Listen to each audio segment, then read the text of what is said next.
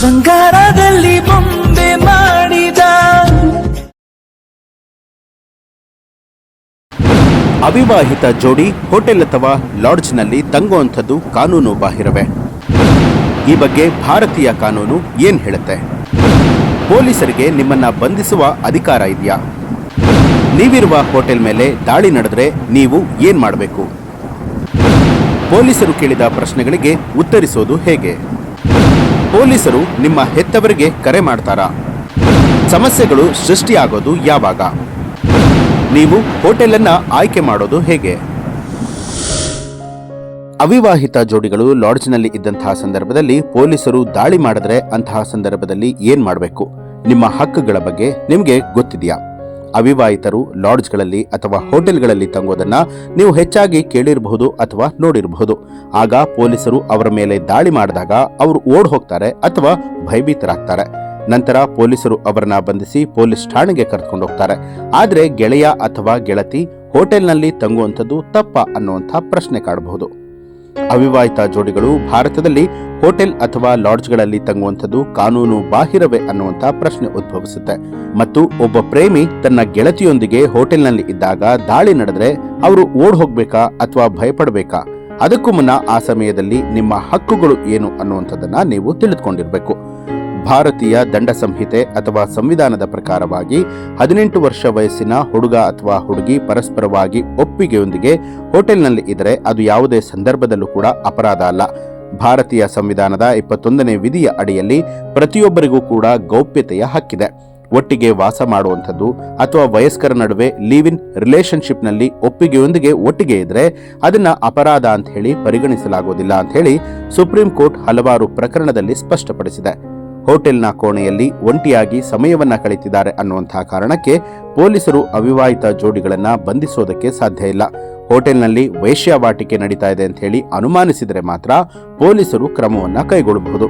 ಯಾಕೆಂದ್ರೆ ಅದು ಅಪರಾಧ ಆಗತ್ತೆ.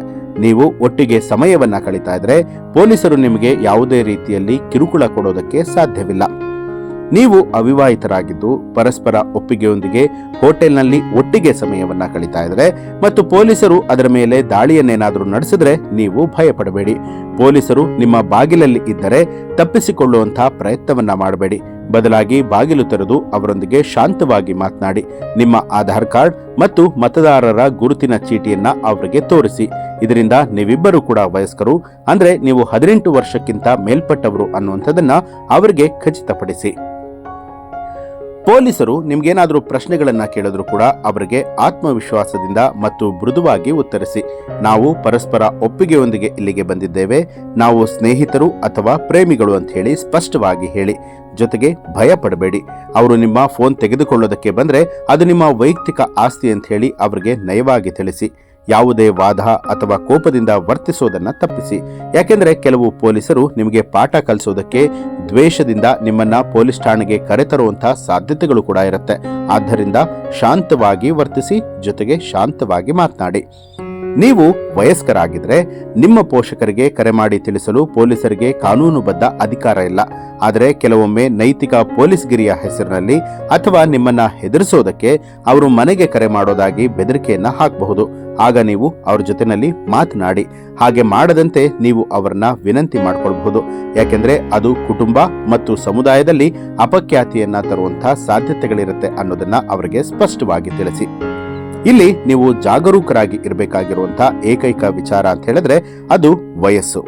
ಹುಡುಗ ಅಥವಾ ಹುಡುಗಿ 18 ವರ್ಷಕ್ಕಿಂತ ಕಡಿಮೆ ವಯಸ್ಸಿನವರಾಗಿದ್ರೆ, ಅಂದ್ರೆ ಅಪ್ರಾಪ್ತ ವಯಸ್ಕರಾಗಿದ್ರೆ ಅದು ಪೋಕ್ಸೋ ಕಾಯ್ದೆ ಅಡಿಯಲ್ಲಿ ಗಂಭೀರ ಅಪರಾಧ ಆಗುತ್ತೆ.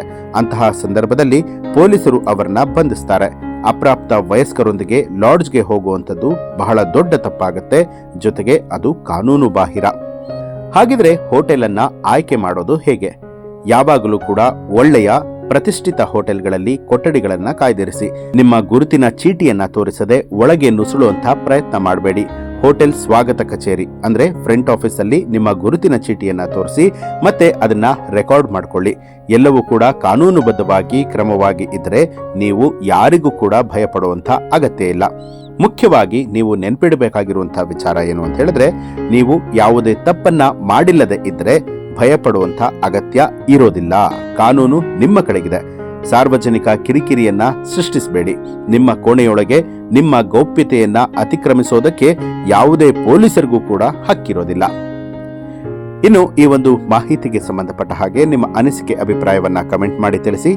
ಹಾಗೆ ನೀವಿನ್ನೂ ಕೂಡ ನಮ್ಮ ಚಾನಲ್ ಅನ್ನ ಸಬ್ಸ್ಕ್ರೈಬ್ ಮಾಡಿಲ್ಲ ಅನ್ನುವಂಥದ್ದಾದ್ರೆ ಈಗಲೇ ಸಬ್ಸ್ಕ್ರೈಬ್ ಮಾಡಿ ಬೆಲ್ ಐಕಾನ್ ಒತ್ತಿ. ಹೆಚ್ಚಿನ ವಿಡಿಯೋಗಳಿಗಾಗಿ ಮಿತ್ರರ ಮಿತ್ರ ಚಾನಲ್ ಅನ್ನ ಸಬ್ಸ್ಕ್ರೈಬ್ ಮಾಡಿ ಬೆಲ್ ಐಕಾನ್ ಒತ್ತಿ.